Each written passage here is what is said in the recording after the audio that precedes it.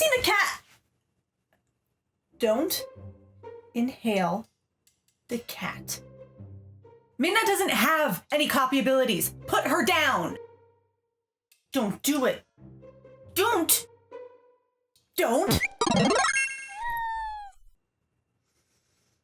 Fine. I'm getting a ram then. No, don't get a ram. Don't get a ram.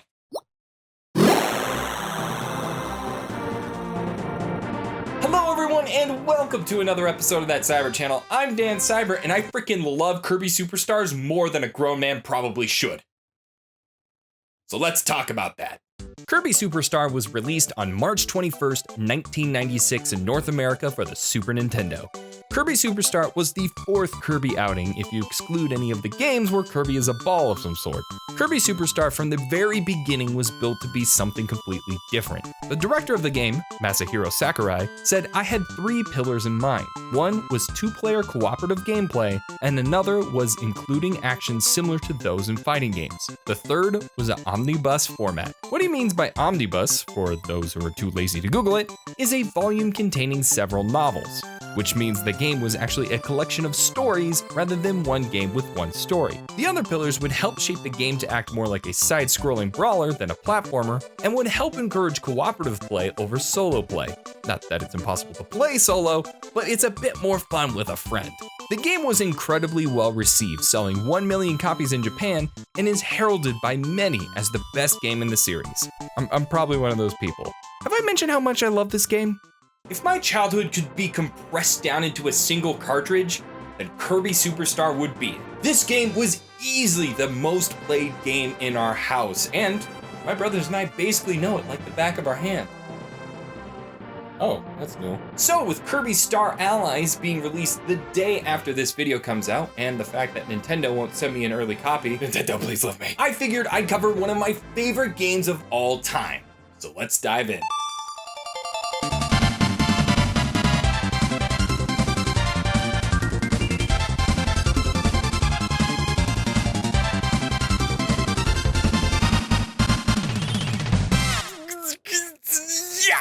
Welcome to Kirby Super Star, one of my favorite games from my childhood. I'm super excited to be doing this video.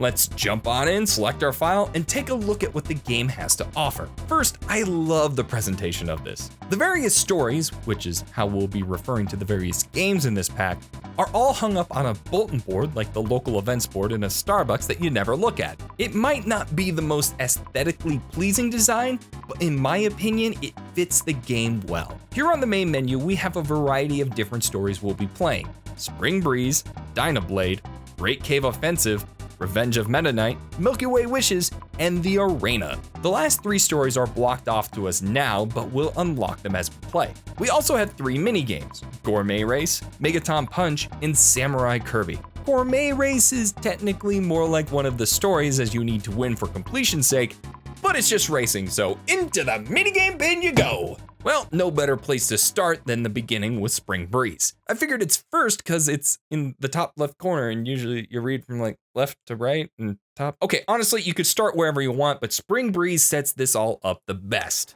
The story begins with King DDD stealing all the food in Dreamland, which of course upsets the literal black hole for a stomach that is Kirby. If this sounds familiar, well then congrats! You picked up the AA guzzling brick that was the Game Boy and played the original Kirby's Dream Land. Spring Breeze is actually a cut down version of the original storyline from that game and is a great starting place to learn the mechanics, or rather be force-fed the mechanics. Upon hitting new game, you'll be basically asked if you want a tutorial. Say yes and you'll get a cute little stage play as it explains the core mechanics. Say no and it will give you a tutorial anyway. Basically like every conversation I've ever had with a telemarketer. Hi, Mr. Siebert. We're calling on behalf of General Car Insurance, wondering to see if we could interest you in our policies. Sorry, I'm happy with my current insurance. I completely understand, Mr. Siebert, but I do have some deals that might save you some money on your monthly bill. Actually, I'm super sorry. I'm really busy. I gotta go. I'm sorry. Totally get it. I hate it when I get interrupted when reviewing a beloved Super Nintendo game. Thank you. I'm sorry, what'd you just say? Oh yes, Mr. Cybert. We know what you're doing. Now, can I interest you in some fresh deals? No. Okay, we'll call you again every day at 7 a.m. for the next week. Bye! My God. That's gonna be mildly inconvenient. Once we get past the forced tutorial, we're finally playing the game and getting our first dose of Kirby. Spring Breeze sets the foundation for a lot of the game, so let's dive into what the core presentation and gameplay look like. First, presentation. It's just too damn cute. Kirby has always been Nintendo's flagship of adorableness, and this game is no exception. Everything in this game is brightly colored, it's saturated, enemies are absolutely delightful and rack me with grief every time I destroy one. Oh, and the music. Oh, the music is the best. I love it. The music in this game does a great job matching the themes of each single story. Spring Breeze has poppy and fun music, while the Great Cave Offensive has a bit more of a sense of adventure in the soundtrack. You'll also notice that the bottom HUD changes from story to match the themes as well. Now, if you've played a standard Kirby game before, this one is not much different. Kirby has 3 main abilities: inhaling and spitting out enemies, flying, and the copy ability. New to the franchise though is defense. By hitting the shoulder buttons, you'll be able to block most attacks from hitting you. However, be aware that there are some attacks that can break through and still deal some damage. But the reason a lot of us play and love Kirby is for his copy ability. Certain enemies will flash, signaling that you can copy their ability by consuming their very soul into the infinite abyss that is your stomach, which gives you a cute little hat. There are 24 different abilities that Kirby can obtain, from sword to cook to yo-yo, my favorite, to sleep. Duh. Look at that little fluffball sleep. I just want to eat you right up, but I know you probably do that to me first. Each of the abilities have various different forms of attacks that can be used. For example, hitting Y with yo-yo will simply throw the yo-yo out, damaging whatever it touches. But by pressing down up Y, you'll do a spinning upward attack that looks cool, but makes absolutely no scientific sense in the slightest. I have no idea how that single string can support Kirby, but you wanna know something? Kirby don't give a about physics. The variety of attacks is what gives Kirby a ton of ways to fight off the ever adorable minions of mild malicious intent. But sometimes you can't do it alone. By pressing A, you'll be able to summon a helper with the ability you currently have. This is where the co-op pillar comes into play. By grabbing a second controller, player 2 can gain control of the newly formed helper. Helper plays a bit differently than Kirby does. Unlike Kirby, Helper cannot willingly lose his ability to take another one, unless you're tagged, but if that's the case, don't you dare take a new ability because your punch has the power of a nuclear warhead. That doesn't mean they can't switch, it just means, well, they kinda have to die first. If the Helper dies, it'll begin to explode until Helper touches another enemy with an ability. Helper will then take that ability to replace the old one. Now, if Helper sees an ability it wants, but still has full health, Helper can mash A and explode oneself to get the new ability. Yes, Kirby Super Star has an explode yourself button. And it's weird. Helper also can't fly, but can jump over and over again to hover. However, Helper can't keep it up forever and will eventually be unable to get any more vertical movement. Don't worry though, because Helper has the ability to teleport to Kirby wherever he is. By pressing A, you'll turn into a star and fly your way to Kirby, ignoring all obstacles. Also, by holding A, you can continue to hide behind Kirby during difficult platforming parts. I should mention that Helper is best when you have a second player. Let's just say that the AI is less than competent. Now, one concern you might have is, are there enough healing items for 2 players? Well, to adjust for this, either player can share health pickups they grab by feeding the other player mouth to mouth. I just spilled health. That being said, Helper is great if you have a newer player. They don't take away lives when they die and can be easily revived. With that, we're now jumping into the core of Spring Breeze. This particular story isn't too difficult at all and serves as a great intro into the game. You'll be moving through each level, defeating enemies and bosses along the way. This particular story has very little to explore, but there are a few secrets, including dodging this falling sky bear and going into the moon for some one-ups and health galore. At the end of your journey lies Ceres' royal pain in the butt, King D. This fight isn't too difficult, and with his defeat, Kirby grows to the size of a freaking castle and delivers food to dozens of other Kirbys. How many other Kirbys are there? Our next story is Dynablade. This story plays roughly the same as Spring Breeze with a couple different changes. Our story begins with Kirby napping. I feel like most Kirby games do. Suddenly, Dynablade slices a freaking mountain in half. So that happened.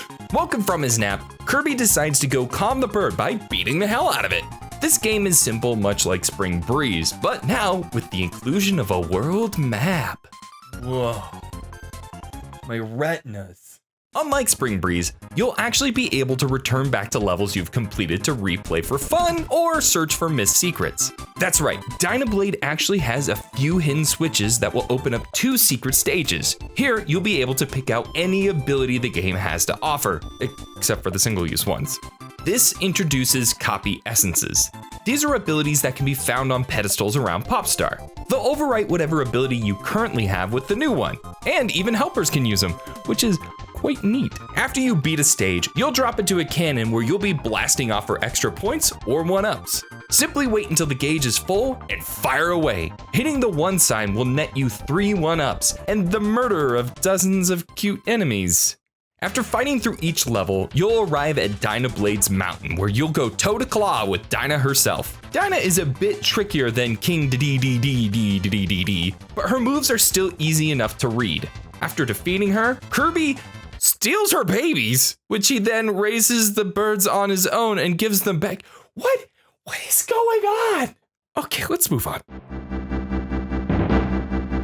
Now this is the story that gave me the biggest headache as a kid, but may easily be the best story out of them all. The Great Cave Offensive is perhaps the biggest story out of all the games, with the most simple premise of Kirby falls down a hole. And apparently he forgot how to fly. After landing, Kirby has to find his way out, but not after some sweet, sweet treasure hunting. This story doesn't really have official levels rather than 4 major sections of the cave you need to explore. Great Cave Offensive strays away from the linearity of the other stories and creates a bit more of a Metroidvania experience. Oh yeah, look, see? You can find Samus's screwball right there. Now you can run through this just like any of the other stories. Matter of fact, you could skip this entire tower section and just move on to the next. But that's no fun. There are hidden doors to find, tricky puzzles to solve, and frantic searching of a random treasure you missed just to find out it was 2 feet in front of you. God, every time! This story uses Kirby's copy abilities the best out of the entire game. A lot of the puzzles you'll be solving will require you to have certain abilities in order to get the treasure. You'll also for sure be needing a helper to get some of them. For example, in the tower level, you'll find a cannon sitting on top of a pool of water. Normally that would mean getting the fire ability and lighting the fuse. However, the fuse is under the water and only Helper can use fire attacks in said water. Simply bring a fire helper over and he'll light the fuse for you. For you completionists out there, this is a dream. There are 60 treasures in total and you can find them everywhere. Not to mention, a lot of these treasures are references to other Nintendo IPs. As we mentioned, you can find Samus's screwball, Captain Falcon's helmet, the frickin' Triforce, and Mario's bucket. After finding as much treasure as you can, you must face Wham Bam Rock. This boss is all about biding your time, as you can only damage his hands. Simply dodge his slams and attack his fist. You may have noticed some striking similarities to a certain white glove. I'm actually talking about Master Hand. Just wanted to make it clear because there are actually too many white gloves in the Nintendo universe and you may have been confused why I'm talking about Luigi's left hand. Well, HAL Laboratories was the developer behind Kirby Super Star and Smash Bros. So seeing some influences carry over from Kirby is not that hard to imagine. Matter of fact, Kirby Super Star inspired quite a few Smash features. Besides Master Hand Beta, you also have All-Star mode in Smash taken from the arena. Don't worry, we'll get there. Just a fun little side note for you. Once Wham Bam Rock is defeated, Kirby is able to escape the underground and take home his sweet, sweet loots. Next story on the list is Revenge of Meta Knight. Meta Knight has been a long-standing rival, for lack of a better term, to Kirby, and he's sick of Dreamland's lazy attitude. So he decides to take it over. That's when Kirby takes flight because he's already had his nap interrupted, and to hell if he's gonna let someone else take away his Z's. The story returns the gameplay back to level progression as you try to take down Meta Knight's halberd before Meta Knight can conquer all of Dreamland. A nice touch on this one though, is that you actually get to listen in on Meta Knight and his crew's conversation as they panic after each part of the ship you destroy. And this Waddle Dee with a sailor hat is the best. He has no concept of shutting his frickin' face. It's fantastic. Now what makes this story stand out is the bosses. Some are pretty easy, like a remix fight with Wispy Woods and Twin Woods, but others like the Reactor Core require a bit more skill and thought. The Reactor Core cannot actually be damaged with abilities. Instead, you'll need to get a laser to target you and hit the core as you dodge out of the laser's way. Now it's not incredibly difficult at all, but it's a nice change from mash the Y button till dead. The final fight comes in 2 parts as you finally face Meta Knight on the bridge of the halberd. The whole fight starts with Meta Knight waiting for you to draw a sword so you can have a proper sword duel. But if you still want to use Yo-Yo, just simply wait for about 30 seconds and he'll fight you anyway. Meta Knight might be one of the harder bosses in the game. A lot of his attacks can break through your defenses and do a healthy chunk of damage. Yet, this is still a Kirby game and his attacks are still fairly easy to read. And after you strike the final blow, we finally get to see what's underneath that mask. It's just blue Kirby. Bit more intimidating with the mask for sure. This brings us into the second phase. As the ship begins to explode, you must escape by riding on a wheelie. This last stage will have you trying to escape the halberd while avoiding Meta Knight's barrage of attacks, and it's much easier than you think. Escaping from the carnage, Kirby sits and watches the halberd sink to the bottom of the ocean, just before seeing Meta Knight escape to fight another day. Our final main story is Milky Way Wishes, easily my favorite story in the entire game. This story begins with the sun and moon fighting. Now, everyone seems to be mildly upset by this, but I'd like to point out that this would cause unbelievable destruction on the planet. That's a lot of gravitational forces being moved around everywhere, and not to mention the moon would be immediately destroyed by the giant ball of hot boiling plasma that is the sun. But you know, Kirby don't give a about physics. In order to stop the fighting, Mark the Jester suggests asking the comet Nova for help. By gathering star power from the surrounding planets, Kirby could ask Nova for a wish to bring peace back to Popstar. So Kirby hops aboard his trusty Warp Star and heads out. This story takes a big departure from the previous ones. In this one, Kirby is no longer able to copy abilities like normal. Well, besides single-use ones. Instead, Kirby must find these Copy Essence Deluxes. Once Kirby obtains one of these essences, he can swap over to that ability at any time he wants by hitting the X button or using the pause menu. These abilities are scattered throughout the planet, similar to the treasures from Great Cave Offensive. Some can be found having to use a invincibility lollipop or a certain copy ability. Cybert Channel Pro Tip! Always go to this star first. It's a secret. Shh. Well, it's not so secret anymore because I just told the entire internet, but shh. Now you can tackle these planets in any order that you'd like. This allows you to visit the planets with your favorite ability first to have it in your pocket for the whole story. Each of these planets you visit has a different theme to them. Most are simple, such as the water planet Aquarius or the lava planet Hotbeat, though the most interesting planet has to be Floria, where you'll have to find doors that will change the season in order to get the deluxe abilities and finish the level. Each of these planets ends with a boss fight that you've already encountered before, from Wham Bam Rock of Great Cave Offensive to Kracko of Spring Breeze. It's a great chance to fight bosses over again with whatever ability you want. At the end of your journey, you'll finally find Nova, just to be betrayed by Marx at the last second. What a dick! Marx wishes to control Popstar, forcing Kirby to have to put a stop to Nova before it's too late. This is another 2-stage boss fight, but unlike Meta Knight, your health carries over from Nova to Marx. The first stage is a side-scrolling shooter as Kirby takes out Nova's heart. God, Kirby has got no chill. This leads to the final showdown with Marx. As far as bosses go in this game, this is the most difficult of them all and is considered to be the final boss of the game. Marx has a variety of different attacks, some that can be defended with L or R and others that need to be dodged or you will take damage. This can be especially difficult if you took too much damage fighting Nova, but it's really not that big of a deal if you fail. If you die, you'll get your health back and you could pick up any ability you want, so really no major loss other than missing a 1-up. With some patience and dodging, you manage to launch Marx into Nova, destroying both him and Nova in a giant explosion of victory. With that, Kirby finally gets his chance to sleep as we roll credits. But we ain't done yet. Kirby Super Star still has a few more mini-games and one more mode we still need to cover. So let's jump into the mini-games first. This is where we find Gourmet Race, Megaton Punch, and Samurai Kirby. Gourmet Race is a racing mode where you'll need to collect food and outrun King DDD.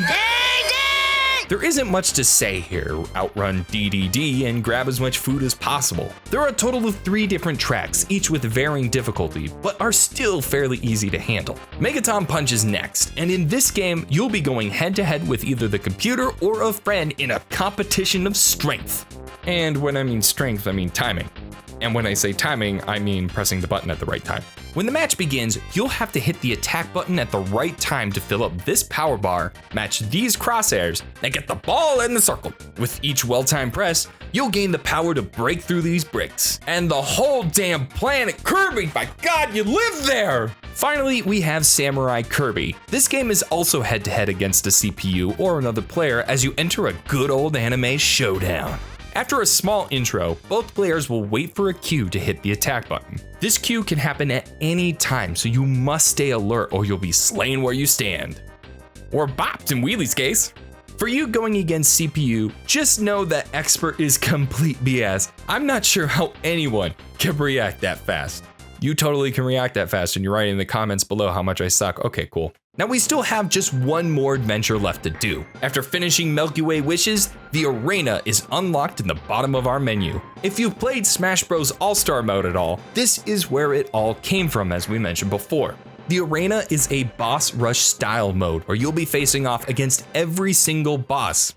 And Waddle Dee! In the beginning, you and your helper will have a chance to pick any ability you'd like to use for these battles. Personally, I go for Yo-Yo. It's not only 90s cool, but it also puts out a lot of damage from a long range. After you select your ability, you'll hop on the Warp Star to the first randomly selected boss. From there, it's all about using the techniques you've learned on your adventure to take out each boss from the game. In between each battle, you'll get a chance to catch your breath at the rest area. Here you'll find 2 randomly selected copy essences, a sign showing the next boss, and 5 maximum tomatoes you'll need to ration throughout the gauntlet. The arena is easily the most challenging mode out of the entire game. However, a veteran of the series or a 30-year-old man that plays this game religiously at least once a year won't have too much trouble with this. After defeating all the bosses, your final challenge will always be a rematch with Marks. If you've been playing smart throughout the arena, then you should have no trouble taking on Marks one last time. And with evil once again defeated, peace is restored to Dreamland and Kirby can finally go sleep. Until someone interrupts him again. Kirby Super Star is one of my favorite games of all time. It's super fun, and it's especially better with a friend. Not only that, this game did so well that they remade it for the DS with even more modes and bosses to fight. So, what are my final thoughts on the game? Well, I simply can't recommend this game enough, especially if you're looking for something to play with a friend. It's an incredibly adorable game with a super cute and innocent... A super cute and... No. Kirby's not the villain. I mean, yes, he did kill hundreds of denizens of Popstar, and he did take Dynablade's babies and then imprinted himself on them, and... he did split his planet in half just to simply show off. He took the Triforce! Link needs that to fight Ganon, Uh-oh.